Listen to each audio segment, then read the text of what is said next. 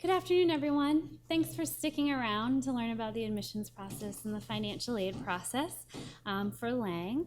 My name is Candice. I'm the Director of Admissions for Lang, and I'm joined by my colleagues here who you've met most already today. We have Kira, Jane, and Alex, who are all admissions counselors that work on the Lang team, and we have Ivanelli, who is a financial aid counselor. By a show of hands, how many first-year students do we have in applicants? So your high school juniors or seniors? Okay, any transfer students? All right, transfer? Yourself a transfer student? Being a transfer? So my colleague Kira works specifically with transfer students, and she's willing to go out and have a one-on-one conversation with you so you can get all the really specific transfer questions out of the way if that interests you. So if you'd like to do that, you can join her outside now, or you can hang around with us in here. Hang around? Okay, fantastic. Great. All right, so we're just going to go over what we think is important for you guys to know about the admissions process, a little bit about our dual degree programs, and then the financial aid process as well. I'm going to sort of just go through all of the slides, and then we're going to open it up to Q&A at the end, all right? So let's make sure I know how to move forward. I do. Fantastic. All right, so this is what we're going to talk about. We're going to first talk about the actual application process, then the dual degree programs, then, as I mentioned, financial aid, and then we'll open up the floor to questions. So first I just want to talk about sort of what it is that we're looking for in an applicant. We do have a really holistic application review process. We require an application from students, their high school transcripts, an essay. We want to look at their extracurricular involvement and their letters of recommendation. These are all the big pieces of the puzzle that will come together to help us determine if students are a good fit for us or not. Some of the basics, we use the Common Application. Who has heard about the Common Application before? Yay, that's what I want to make sure everyone raise their hands. Fantastic. So you know what it is. I'm sure you know where to find it. A common question is how students should search for us. So you're searching for the new school, and when you fill out the Common Application, as you select the new school, you're then going to be prompted for some specific new school questions in the Common App. That's when you actually narrow it down a little further. Are you interested in Lang? Are you interested in Parsons? Are you interested in one of the schools that makes up the College of Performing Arts? So that's where you're going to narrow it down, but you're just going to search for the new school. We require you to submit to us your transcripts from high school and college.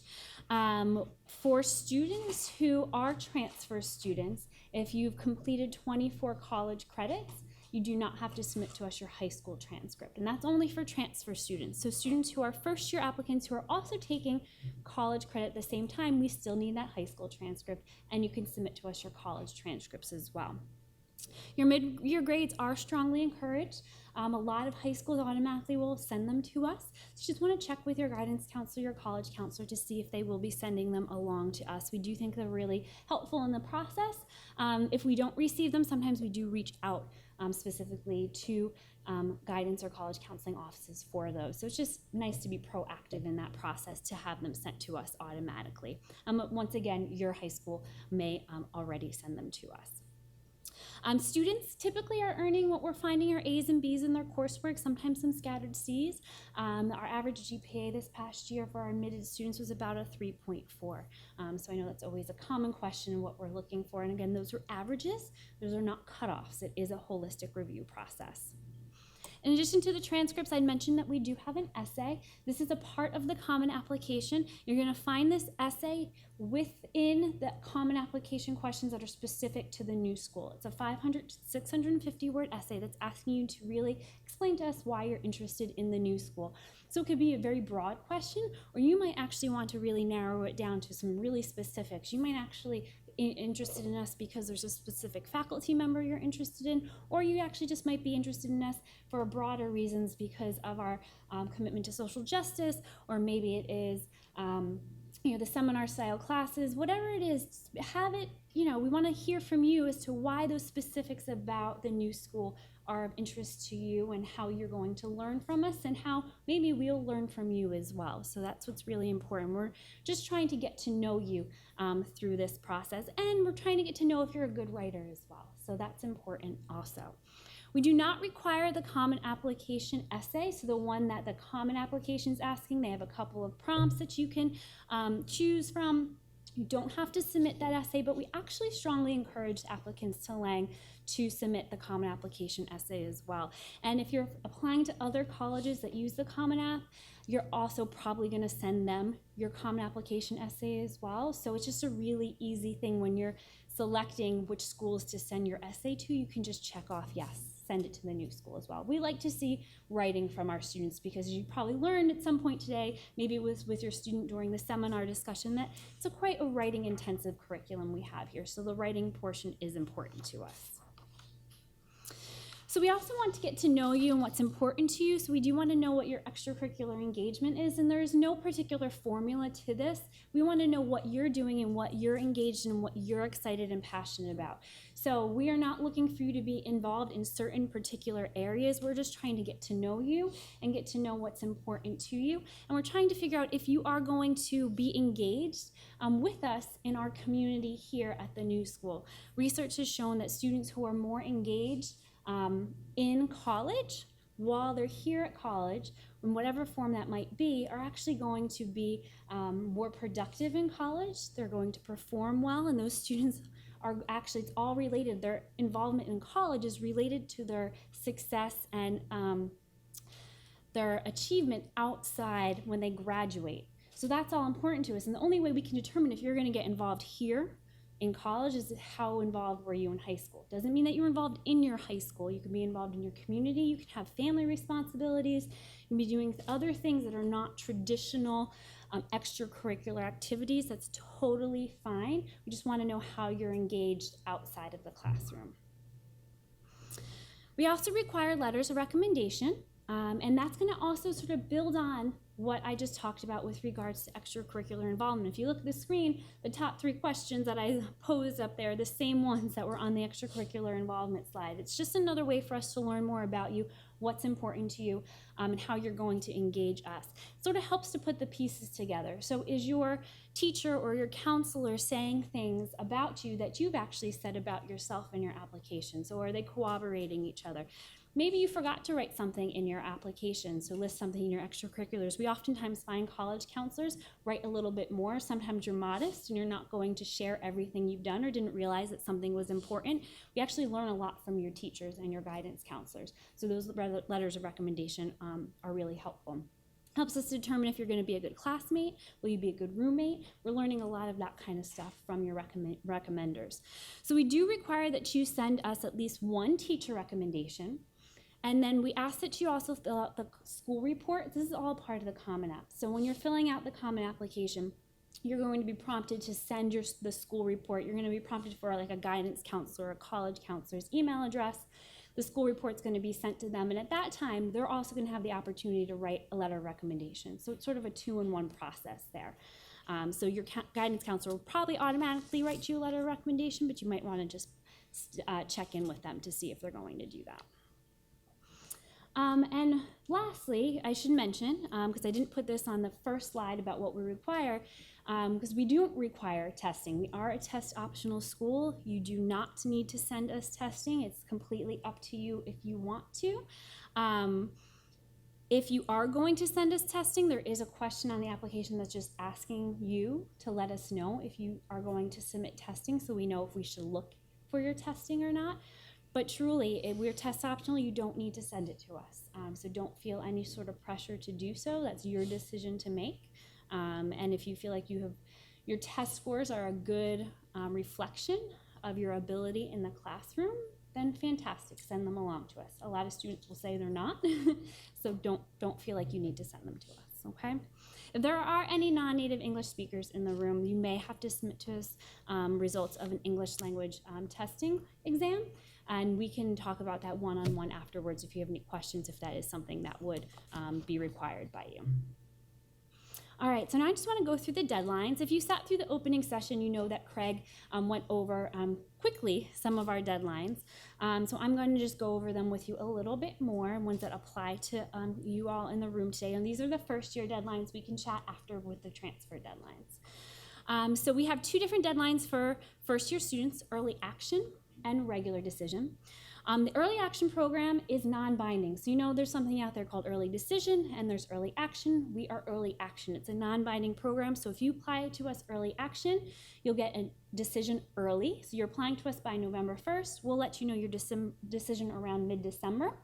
And you are not committed to us at that point in time. You still have until May 1st to let us know whether or not you'd like to attend the university. So that's a really good option for students who are ready to submit their application to us by November 1st. If you need more time, if you don't feel as though you are ready to get everything to us, that your letters of recommendation will be able to come in a timely manner, or whatever it might be, wait till regular decision. Don't feel pressure to apply early, but if you feel as though everything's ready and you're ready to go and hit submit and submit everything to us, feel free to select early decision on the application. Early action on the application. For early action too, I should mention for students who may have an upward grade trend, so you're looking at your transcript and you look at the work you've done and you really see yourself inching along and you're doing better and better as the years have progressed and you're doing really well in your senior year. If you definitely want to see those mid-year grades, I did indicate that we do want to see mid-year grades from students. Early action students, we won't see those mid-year grades. Because of the time frame. Those usually come out in early January. If you think those are going to be helpful for us in the admissions process when we're reviewing your application, if they are going to be a positive reflection on you, wait and apply regular decision, because then we can look those over in that process. There are times where we will defer students from early action to regular decision. So there are students who will look over their application and say, let's wait, maybe there's going to be some progression in their grades and we want to see those mid-year grades. So sometimes we ask for them and we'll hold off on a decision. And then we have regular decisions. So students who apply by January 15th will hear back from us around mid-March. And then again, they have until May 1st, if admitted, to let us know if they're going to attend. All right. So a lot of times you guys get a little anxious, and we try to make you guys as least anxious as possible in this process. So I know you want to know if we've received your information, if we've received your application. You will receive an email. It can come, it depends on the time of year. I'd give it a couple of days, almost maybe even a week after you submit your application to receive an application acknowledgement email. It's going to tell you, we've got your email, here's your ID number, here's how you can check your status on your admissions hub. And what the status really means is you can find out what we have and have not received from you. So if you have submitted transcripts to us, letters of recommendation, we're going to log all that information in the admissions hub. So if you're ever curious, oh, did they get that letter from my guidance counselor? Did they get my college transcript from the course I took at my local community college? You can check your admissions hub first. Usually give us for transcripts, for documents, if you give us about 2 weeks from the point you sent it, it should be up to date, and then you can check to see if we have it. You're welcome to always call us to see if we have something, but really checking through the admissions hub is the easiest thing for you to do at first. All right.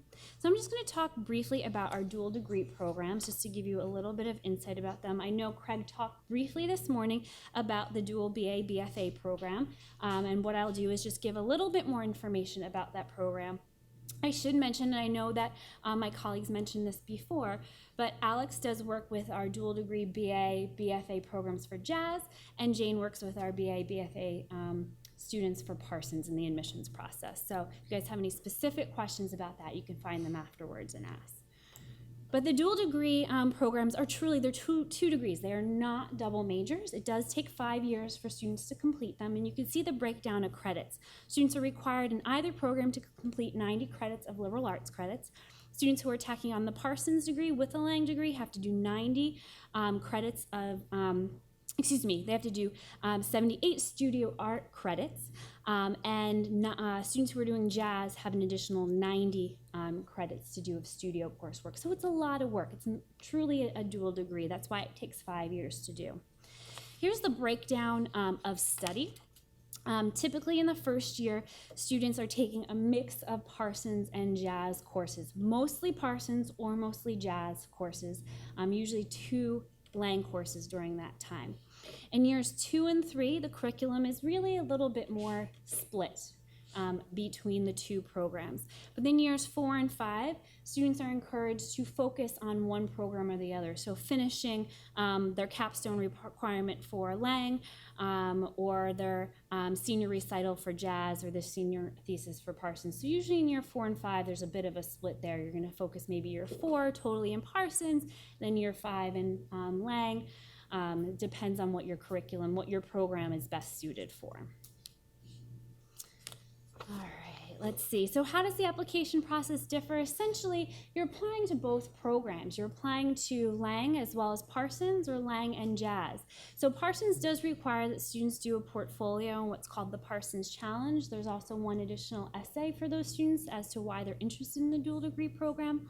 And the students who are applying to Jazz do have to submit a pre-screening, and then if they pass the pre-screening, they will have to do an audition as well. So essentially, you're doing the requirements for both programs during the admissions process. So it is quite a time-intensive process in the application process.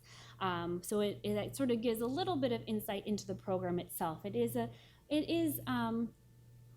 There's a lot of work involved in doing both of those programs together, but we do think it's a fantastic program. I was already talking to a student up front who really has interests that are in both of those areas, and for students who truly have passions in those two areas, it's a fantastic way to pursue them both. I should mention that applicants can receive a split decision, so if you are applying to the dual degree program, you may be admitted to that dual degree program, or you might be admitted to one of the programs. So it does happen in cases that students might apply to the BA, BFA program between Lang and Parsons, or Lang and Jazz, and just be admitted to Lang, or just be admitted to Jazz. So that does happen at times as well, depending upon your particular strengths. Next, I do just want to mention, which may have been mentioned to you at some point in time, maybe during your seminar session with one of our students earlier today, but we do have a BA MA program, a combined program, where you can complete both your bachelor's degree and your master's degree in 5 years. So there are a small number of students who in the, let's see, oh, there we go. I just went a little bit ahead. Yeah, there we go. So in 5 years. So there's 40 approved pairings, so there's a lot of options that you have. Obviously, the benefits are that you can start your graduate work early. You don't have to submit the application fee for graduate school or do the GRE, and you have time and obviously tuition saved because you're you're completing a program in 5 years that would normally take 6 years to do. There are a small number of students who will be automatically reviewed for. Actually, I said automatically admitted to the MA program in the first year application process. So if we think right off the bat, well, we're reviewing your application as you're a senior in high school, applying to as a first year student, that you would be a good fit for this program, we'll actually automatically consider you and admit you into the program. There are some benchmarks you would have to make during your time. You do have to keep up a GPA, have a 3.3 during your time, but you'll automatically know you don't have to submit any applications or anything like that throughout the process. You're essentially in the program. So you'll get notification. We automatically review you. You're going to get a letter with your offer of admission that indicates that you've been admitted into that program. You don't have to take us up on it. You don't have to fulfill it and do it if you don't want to, but that option's there. Students who are not selected in the admissions process can go ahead and apply once they are in the process of completing or have completed 60 credits with us. And again, there is a minimum GPA of a 3.3. And they do have to take some graduate level courses prior to applying. You have to get at least a 3.0 in that. So those are the hoops you don't have to jump through if you're admitted as a first year student. So that's the dual degree programs that we offer. I do just want to briefly go over our scholarship and financial aid process, and we'll open up the floor to questions about that, and you can ask a couple more of them to Ivan and Ellie as we open up the floor to questions. But I just want to give you the basis here. So here is our cost of attendance. I think it's very important for you to know this. You can find this breakdown on our website. You can see that the biggest sort of jump in the cost of attendance, as you can actually see in the bottom, it says your total cost of attendance can range from about $60,000 to $72,000 per year. This is per year. This is for full-time study. The on-campus housing cost that I included there is where the range is. So students do have choice if they choose to live on campus, where they're going to live and what kind of a residence hall they're going to live in.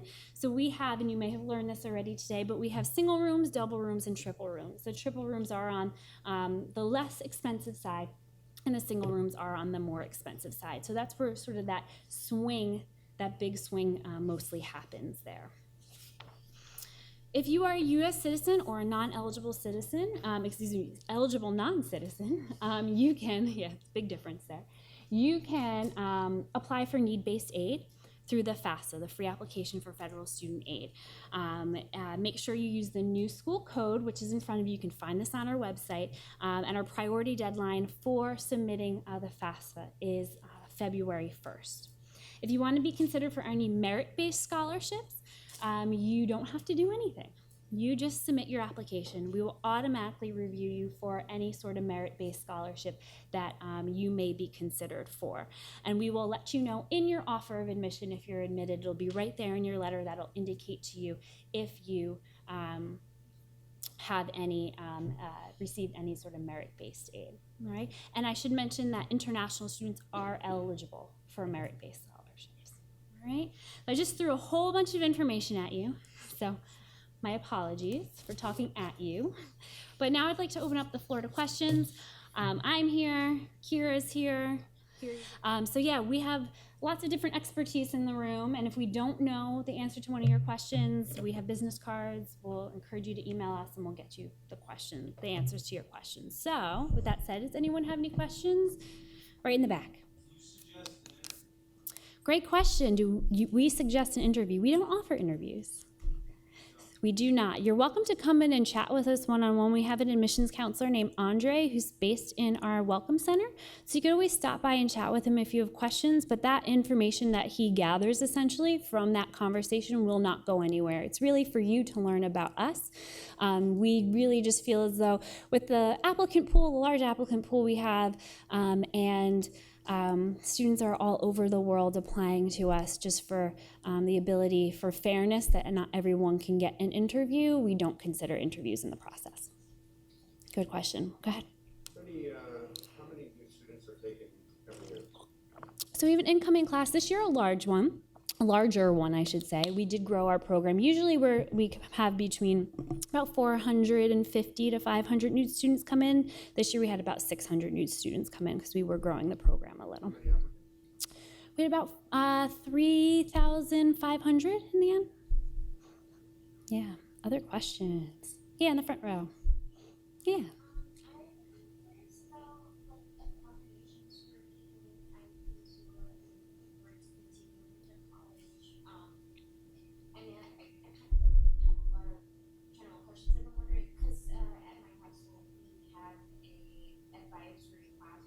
Mm-hmm. That was dedicated for us to get work done. But Mm-hmm. I don't really know exactly what the structure that would be, or if the school offers some kind of Yep. So for students, the question's about accommodations. So if you're getting accommodations in high school and you'd like to get them in college for whatever they are for, there's actually an individual named Jason Lux, and I can give you his contact information. We can just chat right at the end, and I'll give you his email address. And you can reach out to him. You can have a conversation with him now to see what kind of services we would have for you should you be admitted and come to the university. Yeah.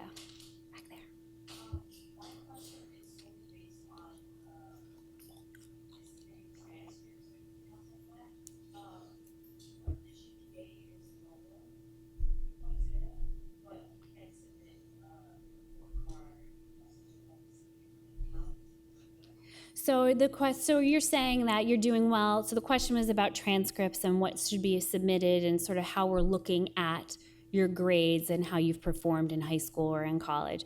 So I think what you, correct me if I'm wrong, you were saying that as you're going through your career, it seems like this year you're doing well. And you want to show us that you're doing well this year because that's the most recent coursework and you're having a strong year. What we would recommend, if that's the case, that if this year is maybe stronger than your other years, that you apply to us regular decision instead of early action. And then, because that point we'll be able to get your mid-year grades. So if you already know that you want your mid-year grades to be submitted to us, you can just tell your guidance counselor that to make sure they send us. Like I said before, you may not have been here when I mentioned that, but most high schools nowadays automatically send your mid-year grades if they do offer them. But it's always a good thing to just check with your guidance counselor or your college counselor, and they will submit them to us because we'd love to see that. We do feel as though your most recent coursework is the best indication of how you're going to do here at the university. So if you do have that upward grade trend, waiting and applying regular decisions so we can see those senior year grades is really important to us. Yeah, go ahead. Mm-hmm. So you don't have to, so the question is about applying to the BA MA program. You don't have to do anything. If you're a high school senior, when you apply to you can actually, I think there is a question on the application that does say, are you interested in the program? Regardless of if you're interested or not, if we think you're a good fit for it, we'll automatically consider you for it and admit you into the program if we think you're a good fit. But don't get discouraged if you don't get that extra offer of admission to that program if you're admitted to the university, because as I said, you can apply once you're in the process of completing 60 credits here. So as long as you have a 3.3 GPA while you're here on campus, you can apply to that program while you're here. So again, don't get discouraged if you're not automatically considered for it when you apply as a first-year student. Right, other questions? Yeah.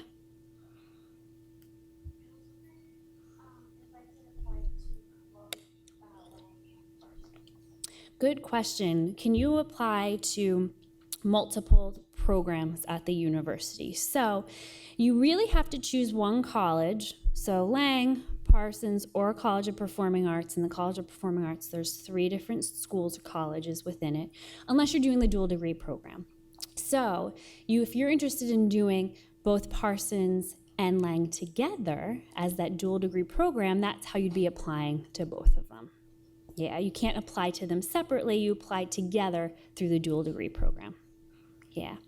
Question over here. Okay. For transfer credits, do they need to marry up to some class that's currently in the book at the year that you're transferring in? Good question. Do you want to, since Kira's our transfer guru, do you want to come and answer? No, I can do it.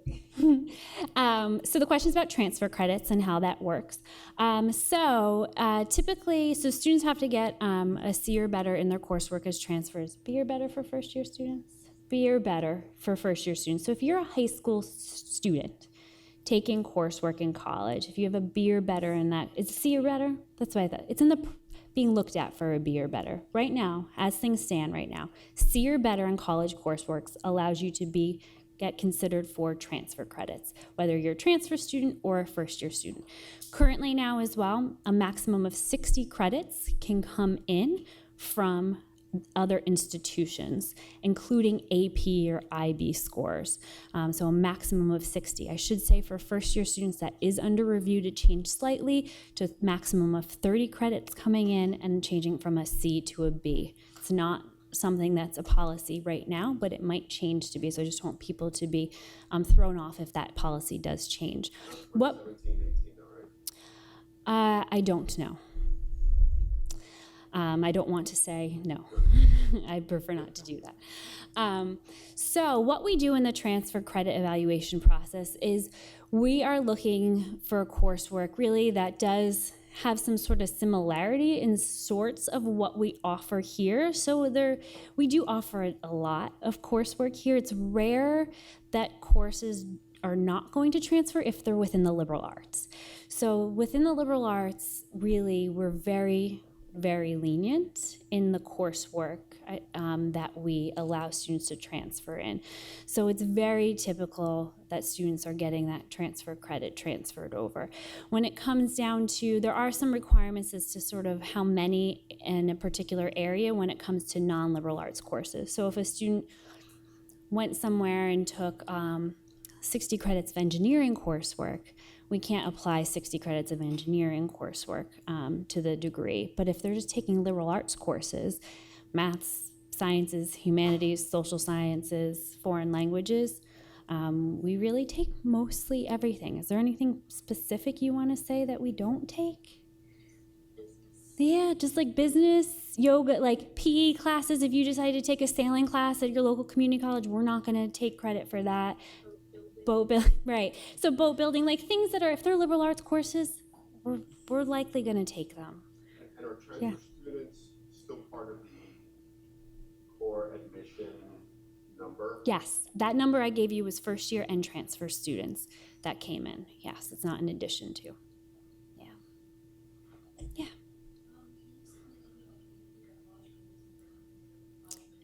Exactly. So that's so questions about AP credits, pre-college credits, I'll even go on IB credits, anything like that. Yeah, absolutely. And so the same standards apply as what this gentleman was asking. So C's are better. It's APs, 4s and 5s on the exams, and we can take up to a maximum of 60 transfer credits. So a combination of those. Anything else? Yeah. Mm-hmm.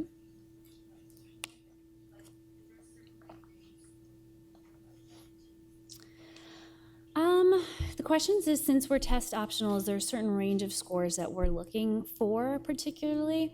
I actually think our average individual sections of the SAT, and it's not even at the top of my brain because that's how much we don't pay attention to it. I would say it was probably in the mid 500s to mid 600s on each section. And on the ACT, I can't even, because we don't care that much, which is a good thing. So you don't have to submit them to us. I would say it's also hard to answer because it also depends on how it relates to the rest of your application. Right. Since it's one of the later things we're looking at transcripts and writing, especially, I think, a little bit more important. Alex, can you come and talk here? I was just saying it really depends on the rest of the application. And since we're looking at transcripts and essays, especially a little bit more than test scores, it really depends on how it relates to your GPA, especially. So it would range. A much higher score would help someone with a much higher GPA. You know what I mean? So it's a hard question to answer in terms of numbers. I would say if you're not unsure if you should submit your standardized testing, don't send it. I've also encouraged students to have a conversation with their guidance counselor or college counselor. They might be able to give you some insight too there, but if there's any question, if you've done well in your high school coursework, there's no reason you don't need to send it to us. Right now, there's SAT scores or ACT scores don't even play into any sort of like placement for any. I know that happens at other institutions into certain English courses or math courses or something like that. We don't do that. So there's not a role for that standardized testing at this point in time. But would it help your application in case that your GPA isn't the greatest, but you haven't? Right. So the question was, what if my GPA is not that great, but my standardized testing's great? Yep. It's a balancing act, and if you think that can help you, like I had said before when I was talking about standardized test scores, if you think they are a good reflection of you as a student, as an academic, that they are giving you, that's really a good reflection of your abilities, then send them to us. Because in some cases, they are, for some students, they're stronger test takers. They do better taking tests than in the classroom. I would just mention that, as you probably learned today from our classroom experience, talking with some of our students, that our classroom experience really is very engaging. You're going to be doing a lot of writing, a lot of reading, not as much test taking in that sense. So to think about, how you would fit into our sort of seminar style classroom setting, just knowing yourself and if that might be a good environment for you. Yeah, go ahead.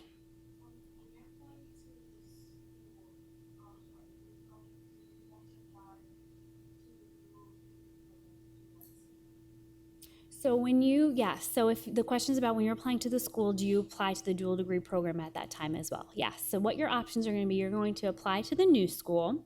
And when you're applying to the new school on the common application, you're having to select one thing. You're going to select, I'm applying to Lang, I'm applying to Parsons, I'm applying to the School of Jazz, Manus, or the School of Drama, or the dual degree program with Parsons and Lang, or the dual degree program with Jazz and Lang. So those are your options that you're going to have. You have to choose one of them. So if the dual degree program is what you're interested in, you would apply to that. I should mention, you can start out in Lang or in Parsons or in Jazz. And then as your student here realize, I want to do the dual degree program, you can then apply while you're a student here to add on that second degree that you're not currently working towards.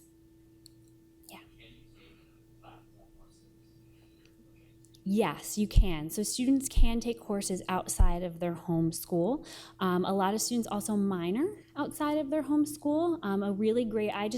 Whenever a student asks me and I'm looking for the list of minors, I just Google new school minors and the whole list of minors comes up. There's over 50, there might even be over 60 now of minors that it doesn't matter what program you're in. So you might be a Lang student, but you might want to do fashion communication as a minor in Parsons. Like there's a lot of different options for minors. You can take some coursework outside of your school too, but a lot of students actually have a little bit more of an interest and they want to take it to another level, and they can do so.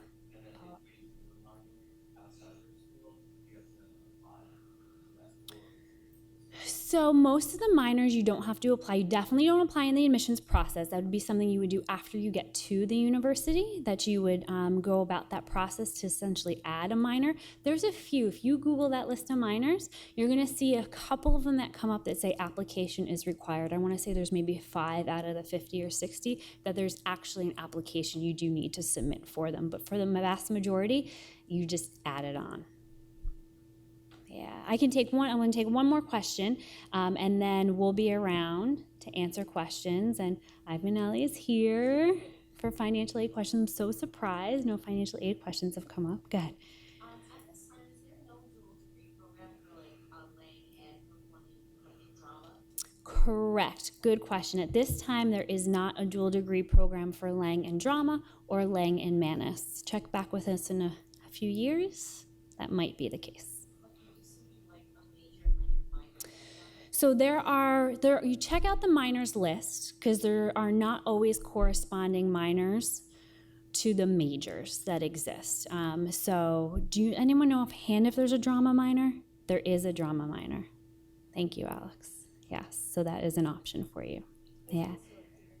And that's a good point that Kira studied. There is a theater major at Lang as well. Yes. Yeah. Thank you so much for coming. We're going to stick around if you guys have any questions. We want to make sure you guys can get on the road and get home wherever home is. Thank you for coming and joining us today. We hope you guys learned a lot. You can always just grab one of my business cards or my colleague's business cards. You can shoot us an email if you don't want to stick around. All right. Thank you.